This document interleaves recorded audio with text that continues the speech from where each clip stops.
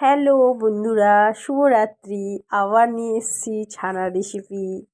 এই যে ছানাটাকে নিয়ে এসে কলের ময়দা দিয়ে অল্প একটু মেখেছি, মেখে নিয়ে ছোট ছোট করে বড় করলাম, করে নিয়ে তার মধ্যে মশলা কী দিলাম, তার মধ্যে দিলাম কাজু, কিশমিশ, পোস্ত, দুটো কাঁচা লঙ্কা, অল্প একটু জিরে গুঁড়ো, ধনে গুঁড়ো, আর আলুটাকে কেটে নিয়ে সেদ্ধ করে ফেলে দিয়েছিলাম। দিয়ে তারপরে আবার তেলে ভাজলাম, ভাজাটা দেখানো হয়নি। ভেজে নিয়ে উঠিয়ে সবগুলোকে রেখেছি, দিয়ে এটা কষে নিয়ে ওর মধ্যে টমেটোও দেওয়া হয়েছে। টমেটো দিয়ে ভালো মতো একটু কষলাম। লঙ্কার গুঁড়া আর কাশ্মীরি লঙ্কার এগুলো কিছুই পড়েনি, চিনি, লবণ এটা পড়েছে।